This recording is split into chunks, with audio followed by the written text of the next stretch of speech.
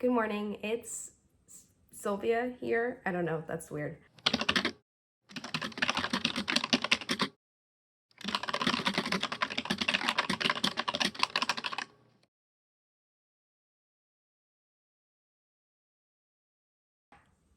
Food and eating is kind of like a complicated thing for me. I know that doesn't really seem like it would, what's really that complicated about that. So because of my disability, which really in the simplest form is just I'm incredibly weak. My muscles are incredibly underdeveloped and never have the ability of developing more. Because of my disability, I can't really exercise. It's not something that's super easy for me to do. It's pretty difficult. Things that are tiring to someone who is able-bodied and does not have the disability that I have is much more tiring for me, just because, again, my muscles are a lot weaker than theirs. I have to be really careful about what I put into my body, because whatever I'm putting into my body, I can kind of guarantee that I'm not going to be burning the amount of calories that an average person is. People that are in electric wheelchairs, not all, I'm not making a generalization, but people that have similar types of disabilities to me, weight can be a really big struggle for them, because when you do gain weight, which isn't a bad thing, but it is hard to lose that weight when you have a neuromuscular disability like I do. And not only is it hard to lose that weight, but it makes other things more difficult. Let's say I gain 10 pounds and I'm 10 pounds heavier, and it makes it harder for someone to carry me for my transfers. Or right now I can brush my hair, but if I gain X amount of weight and suddenly I'm too weak to pick up my arms, and then I lose my ability to brush my own hair. So it's things like that. It's kind of definitely higher stakes when it comes to food consumption for me. So I do want to preface this that I have a very particular diet. I've worked literally my entire life to kind of figure out food and what can I eat to feel good about myself and feel good within my mental health, but also sustain my body and treat my body the way that it needs to be treated and prolong my independence. I'm not gonna lie, I've been dieting, I guess, but like medical dieting. So it's like been supported and advised by my doctors when in the second grade, I suddenly began to gain a lot of weight because I suddenly was moving a lot less. So it's definitely complicated, but I also will say that like, just because they're very clear stakes for me, eat well so that I don't gain weight and I don't lose independence, that doesn't mean that it's never been hard. Like, you'd think that when it's very clear why you need to do something, it would be easy to do it. But I've had a really hard struggle when it comes to food and my relationship with food, especially when you're told when you're 8 years old that you need to not eat like other 8-year-olds. Like, that is kind of a mind trip, and it is really complicated. And I feel like finally at 19 years old, I'm finally not even there, but I'm getting to a place where I have a healthier relationship with food. That is to say, it's also kind of a journey, and like some days I'm feeling better about it than others. And at the end of the day, my goal is to eat things that make me feel good about myself, make me feel good about what I'm putting into my body, and make me happy.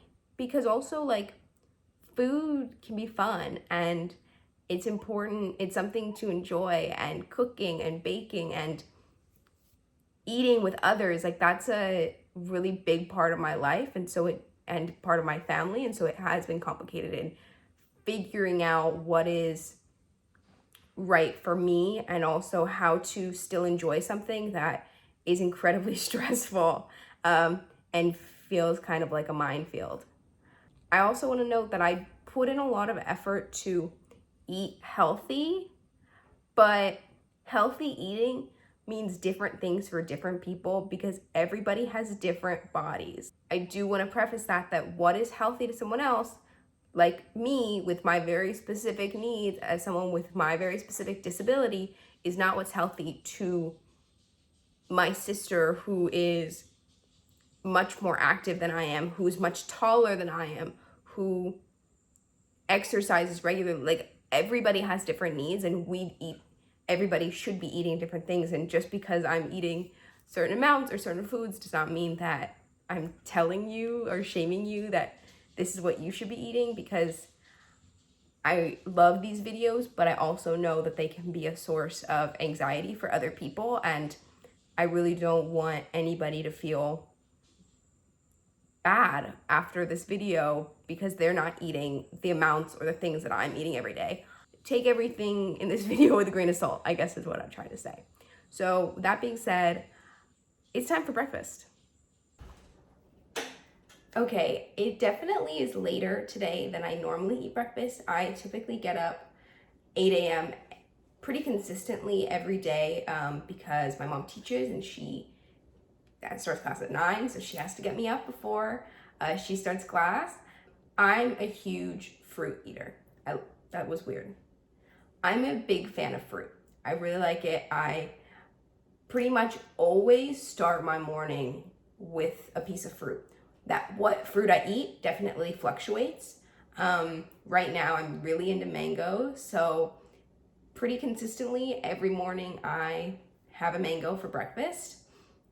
I will say that I do have a slower metabolism, so food will stay with me longer. So I know having a mango for breakfast might not sound like that much, but it will typically hold me over until lunch. But if I do get hungry, because sometimes that happens and I want more of a real breakfast, I do either two things. First, I like these Paleo Waffles. They're really cool. They just have like 2 grams of protein per waffle, and I think they're whole wheat. I don't really know, but they're yummy, and I like to either put like peanut butter on them or jelly, or sometimes I'll have them like actually cut them up and have syrup. Like, kind of just depends on what my mood is. I kind of went through a phase of eating these a lot. And they're really filling. I think that they're awesome, especially I'd have one waffle at a time, and it would definitely hold me over for usually till lunch. But more commonly, I've been having 1 bars. I love 1 bars. They are protein bars. I, again, have a slow metabolism, so usually if I eat half of a 1 bar, that will be good for like a couple hours, and then I can always have another half, or I just have a meal and have lunch. What I do have every morning is coffee. I used to only drink tea, was a huge tea drinker, and tea's great. But recently, really because I've discovered this oatmeal cookie creamer, now I'm a coffee girl. Coffee is amazing, and it's like I've never had coffee and actually enjoyed the flavor until I discovered this creamer, which is like heaven on earth. So I pretty consistently have been drinking coffee every morning with my creamer, and it's so good. And lastly, the thing that really gets me through the mornings is water.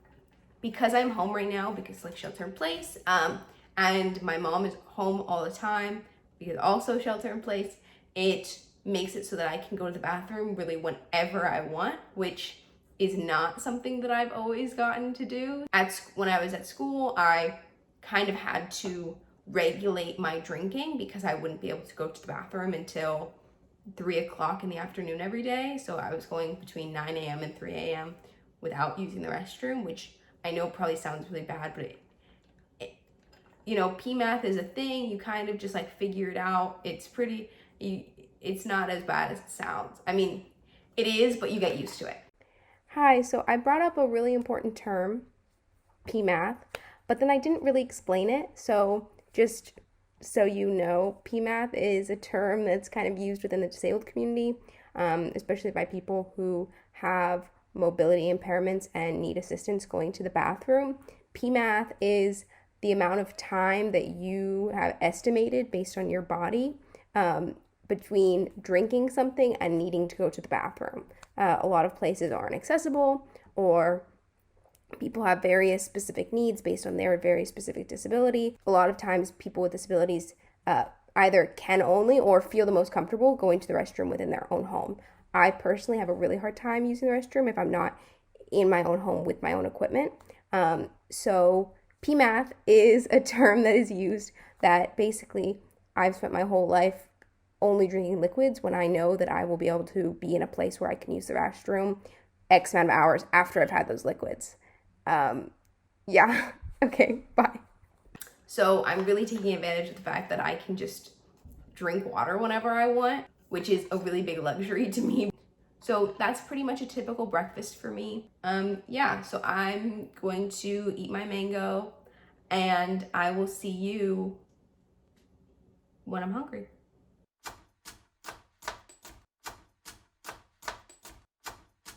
It's lunchtime, so I'm going to be having a veggie burger. Sometimes I eat them, not gonna lie, just like I'll heat up a patty, and if it's a good enough brand of veggie burger, I'll just eat it with a fork. I'm lazy. But today I thought, you know, vegetables are good for you. So I'm gonna have it on a bed of lettuce with some tomatoes. This is the Dr. Prager's veggie burger. And it's made of like carrots and peas and broccoli. My favorite veggie patty brand is actually the Safeway brand. It's really good. I don't know what it's called, and I couldn't find that again, and I was really bummed. I'm going to heat up this veggie patty, chop it up, put it on my lettuce, and then I'm gonna make some sort of dressing, probably like something mustardy. I don't know. We're winging it. Okay, so I'm trying to make my salad dressing. I kind of wing it, to be honest.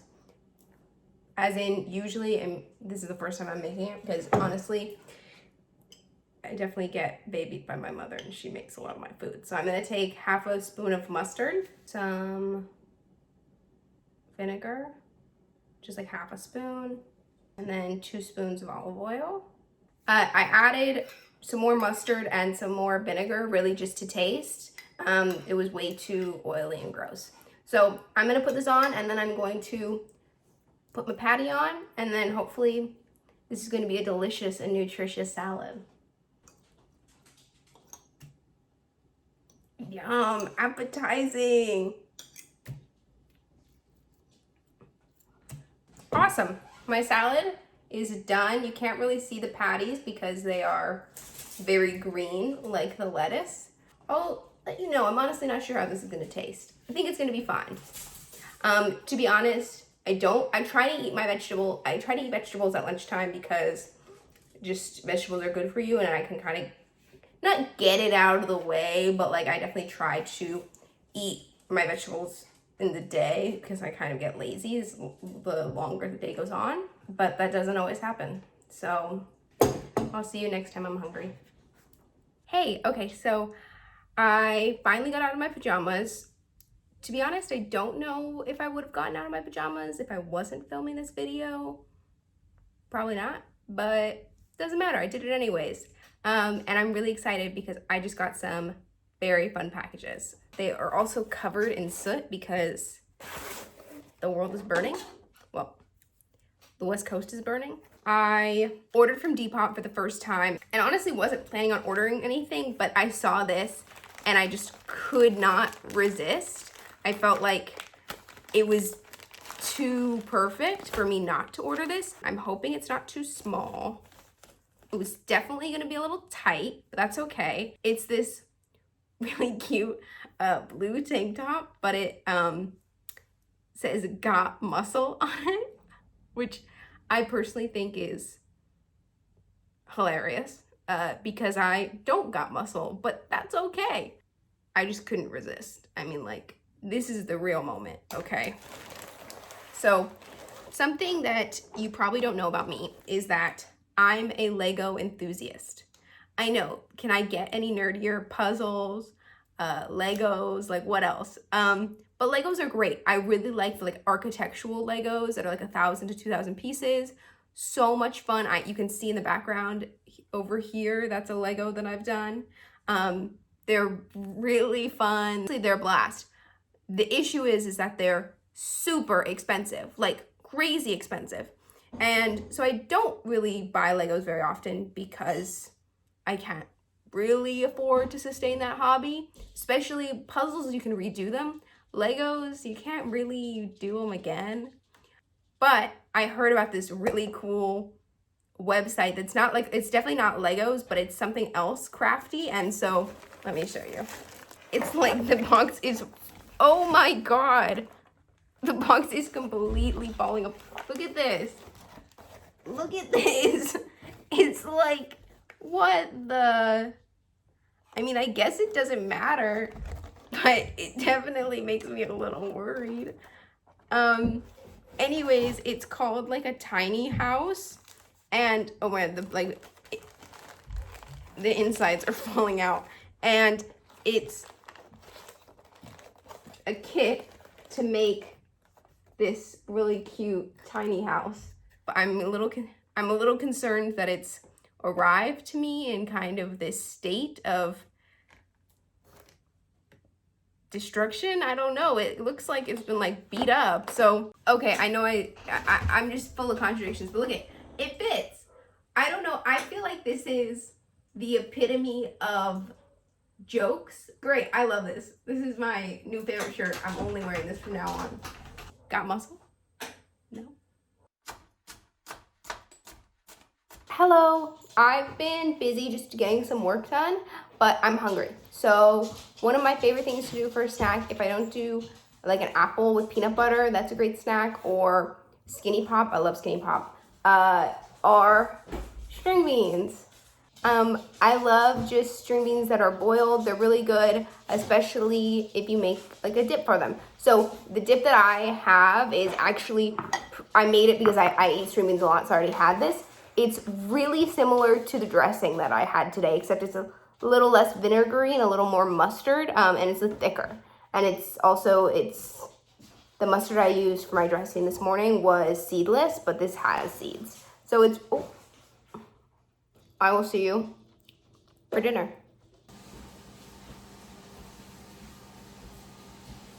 Wait, why do I look like Voldemort when I go to this? Hi there, it's dinner time! Woo! Okay, so I'm gonna make probably one of my favorite things to have at home, that's like real comfort food, delicious, and it's pizza. Honestly, I feel like I've perfected the at-home pizza so much so that I honestly prefer it to takeout pizza, except if it's Diamond Slice. If you're in Oakland or like around Oakland, check out Diamond Slice. It's really good vegetarian pizza. They serve one pizza a day. Anyways, I'm gonna make pizza. Pizza at home is actually not that difficult to make. I did not make the dough, even though sometimes I can make pizza dough, but I have to let it rise. It's a lot of work. So I have some dough I rolled out, or I didn't roll it out, my mom did. We took a quarter piece of the pizza dough, rolled it out to a thing that I felt was good, and baked it for about 10 minutes at like 375. Now that we've taken that out, that was the pizza bare. I'm going to be adding my toppings. Here's the ingredients for a perfect pizza. Tomato sauce, mozzarella, caramelized onion, yes, bacon, not too much because you don't want it to be salty, and then a little bit of feta, again, not too much because the salt can just be a lot. This is my favorite dinner, and it's gonna be so good. I'm ready to top. Pizza, pizza. Okay, let's do this. I got my tomato sauce. How much sauce should I put? Whatever you think looks Bon appetit. Something really cool happened to me. Was that yesterday? I think it was yesterday. I got a DM, a direct message on Instagram from a girl, a junior in high school. I don't know where she lives, but somewhere in the US. Her name was Regina, and she is writing a paper about accessibility and for her English class, and came across my article. Is writing an essay about my personal essay for Huffington Post, which is, first of all, an honor. Second of all, just so weird, not in a bad way, but just like, just so strange that someone is writing a paper about me. I don't know. That's so freaky. I just feel so overwhelmed when I get messages like that, because I don't know, it's cool when you're so vulnerable with your emotions and the like deepest hardest thoughts that you have, and when you share them and it's well recepted and people. Sorry. Well, that's a lot of sauce. You told me to put the whole thing! Well, I didn't know. Anyways, it's so cool when you share that part of yourself and it's so well received. I don't really have anything to say besides the fact that that's wild. So now, what are you doing? Well, that's fine if you want it. Okay. It all right. looked beautiful. Oh I know, my but god. you need some over there. Okay. No, oh Sorry. my All god. right. Sprinkle it all over. Okay, and now I'm gonna take about 1 strip of bacon and just drip it into bite-sized pieces.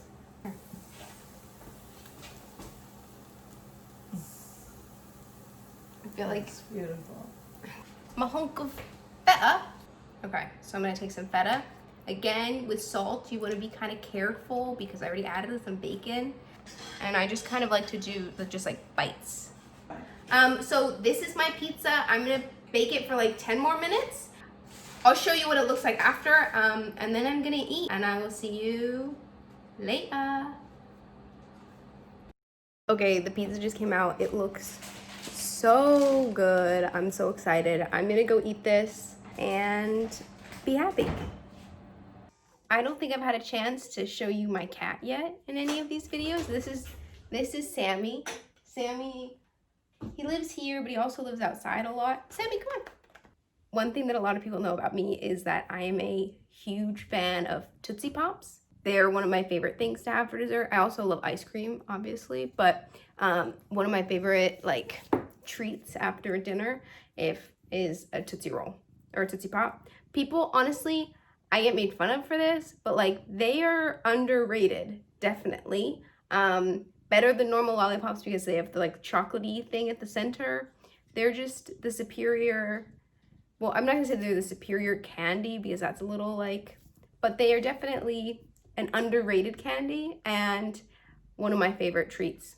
So yeah, that's it. I'm going to end this video, I guess. Thank you for watching. I had a lot of fun making it and I hope you enjoyed it. Yeah, I will see you around, I guess. Bye.